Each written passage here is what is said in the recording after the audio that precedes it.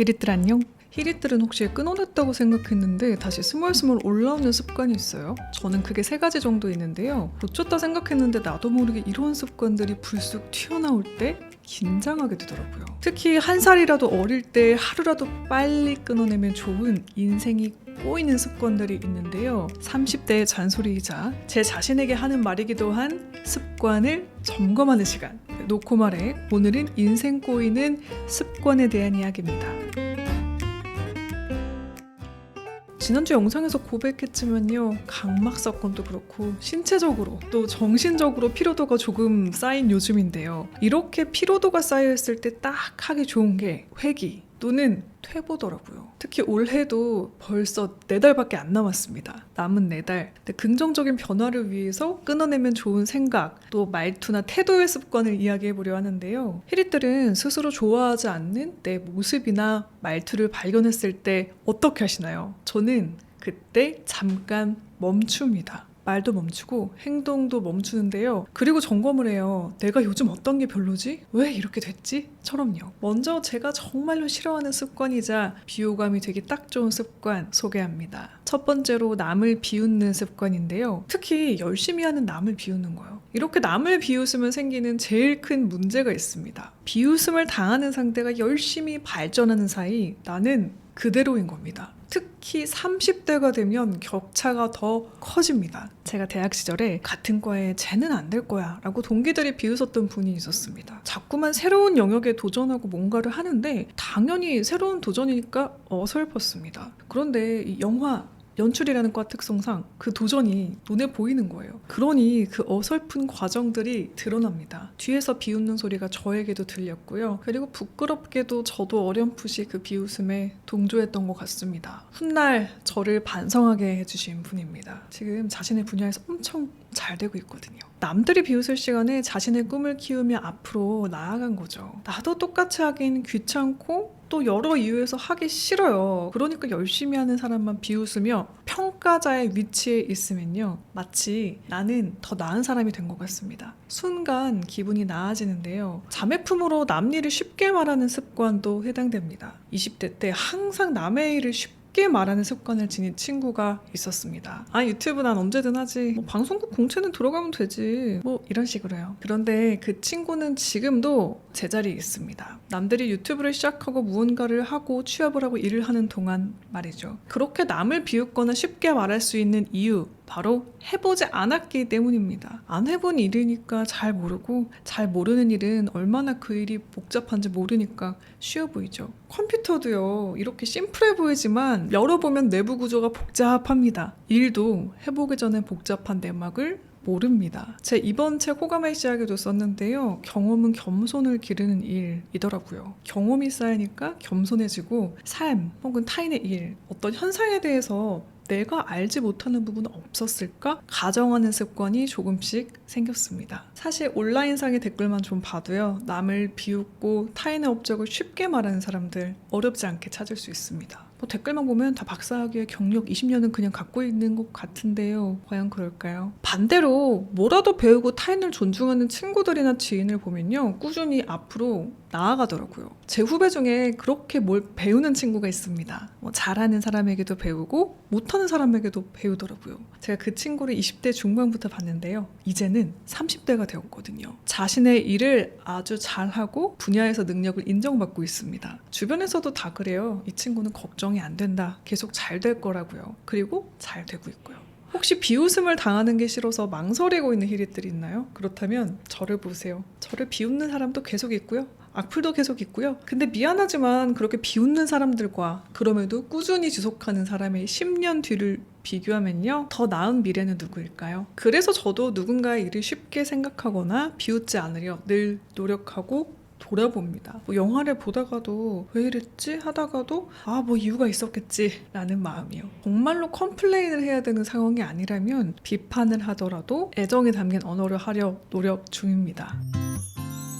하루라도 빨리 내려놓으면 좋은 인생 꼬이는 습관 2번째는요, 짜치는 일을 안 하려는 습관인데요. 이거는 제가 방송 일을 하면서 배웠던 건데요. 우리의 삶은 쇼츠가 아니더라고요. 60초 안에 결론이 나고 빨리빨리 해결이 되었으면 좋겠는데요. 현실은 엄청 느릿느릿 하나씩 이 쌓아 올리는 과제를 거쳐야 하이라이트를 맛보는 다큐멘터리의 호흡에 가깝습니다. 심지어 무편집뿐이죠. 그래서 인생이 풀리기 직전에 우리는 무수한 짜치는 일을 해야 합니다. 이 짜치다. 국어사전엔 쪼들리다의 경상도 방언이라고 나오는데요. 뭐 다른 단어도 많은데 굳이 짜치다를 쓴 이유는 제가 영어학도였던 시절 이 짜치다라는 표현이 만연했습니다. 우리 짜치는 건 하지 말아야지. 멋있는 거 하고 싶어. 뭐 이런 마음이 저도 모르게 내면에 있었기 때문인데요. 이런 마음들이 제 안에서 다양한 도전과 노력을 가로막더라고요. 내가 보기에는 짜치고 변변찮은 보잘것없는 일을 해야 합니다. 마치 백조처럼요.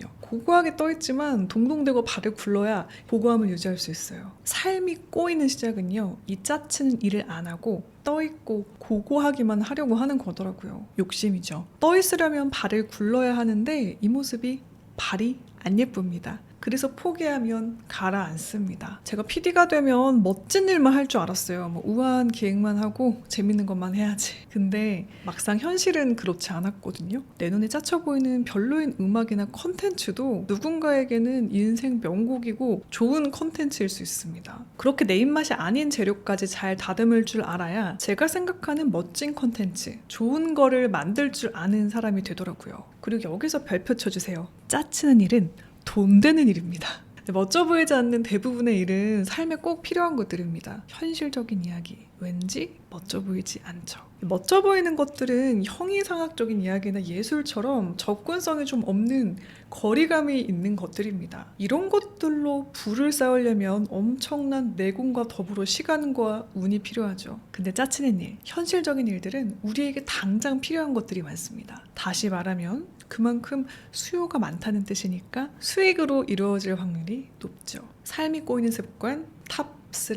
네, 마지막은요. 마무리를 안 하는 습관입니다. 생각해보면요. 제 20대는 30, 40대 선배들이 벌린 일을 수습하는 수습의 시기였습니다. 그 당시에는 왜 이딴 일을 하고 있나 했었는데요. 그게 다 배우는 과정이었더라고요. 모르니까 수습을 해보면서 배우는 것. 뭐 수습 귀찮죠. 근데 그 귀찮은 일을 안 한다? 수습을 안 하고 마무리를 안 한다? 그럼 내가 진정으로 정작 하고 싶은 일을 못합니다. 일만 벌리고 수습을 안 해요. 이거는 대인관계가 틀어지는 지름길이기도 하더라고요. 관계를 맺었어요. 근데 지속을 못하는 지인들이 있습니다. 첫인상은 좋은데 시간이 지날수록 사람들이 하나둘 떠나더라고요. 지속해보는 습관, 몇 년씩 해보는 경험은 그래서 중요한데요. 뭐 알바든 일이든 관계든 몇 년을 지속해보고 완수하는 습관을 기르는 게 중요합니다. 사실 20대는 헤매는 시기죠. 그게 정상입니다. 저도 20대 영화 연출, 사운드 일도 하다가 음악 작곡도 해보고 기타도 메고 다니고 아주 다양한 일을 해봤는데요. 이것저것 아무것도 두각을 나타내지 못해서 저도 헤맸던 시기였습니다. 제가 다녔던 한예종이라는 학교는 이미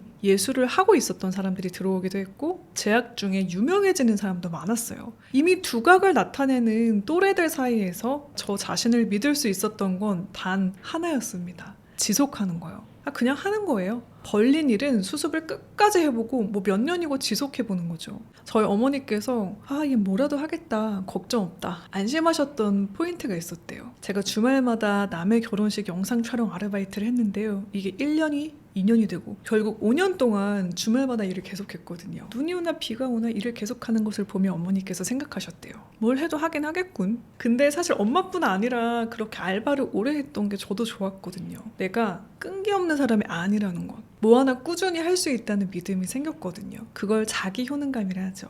내가 무엇인가를 해낼 수 있고 능력이 있다는 스스로에 대한 믿음입니다. 그렇게 해내고 나중에는 제가 직접 촬영만 하는 게 아니라 이벤트 DVD까지 구워서 완품으로 납품을 해서 판매를 한 적도 있었는데요. 학창시절에 나름 큰돈이었던 몇백이 한 번에 입금됐던 경험. 이 믿음은요. 저를 바꿨습니다. 이후에 직장을 다닐 때 힘들면 그만두고 아르바이트라도 해서 나는 뭐라도 먹고 살겠지 라는 생각을 했습니다. 그래서 갑질을 하는 상사나 회사를 만나도 우울함이 극에 달했던 시기, 너무 힘들어서 저 차에 쉬면 한 2주는 쉴 수 있을까? 라는 생각이 들었던 최악의 시기가 있었는데요. 그때 정신을 차리고 최악의 경우 사표를 내고 아르바이트라도 하자 라는 생각을 할 수 있었습니다. 그리고 나는 뭐라도 할 수 있다는 믿음이 있었습니다. 물론 이렇게 말했지만요. 이 습관이 최근 저에게 다시 드러났습니다. 몸이 피곤하고 일이 쌓여있으니까 오히려 지쳐버려서 마무리가 이전처럼 잘 안 되는 거예요. 미루고만 싶고요. 인생은 계속 나를 돌아보고 앞으로 나아가는 과정 그 자체인가 봅니다. 그래서 늘 돌아보고 이렇게 다짐하는 시간이 필요한 건지도 몰라요. 히릿들이랑 같이 앞으로 나아가고 싶다는 생각을 늘 합니다. 히릿들도 끊어내고 싶은 습관이 있나요? 아니면 오늘 이야기들 중에 해당되는 게 있나요? 이야기 나눠주세요. 때로는 내 각오를 공표하고 저처럼 이렇게 드러내는 것이 나를 바로 세우는 시작이 되더라고요. 저도 함께 응원하면서 댓글 달아드리겠습니다. 인생 꼬이지 않고 술술 풀리기를. 좋은 기운 보내드리며 저는 인사드릴게요. 마지막으로 여기까지 재밌게 보셨다면요. 저의 두 번째 책이 도움이 되실 겁니다. 일과 관계, 또 자신의 매력을 높이고 사랑하는 방법을 다룬 저의 책 호감의 시작을 추천해드리며 저는 인사드릴게요. 오늘도 채널 고정해주신 히릿, 내일도 최고길만 걸으세요. 안녕. 뿅.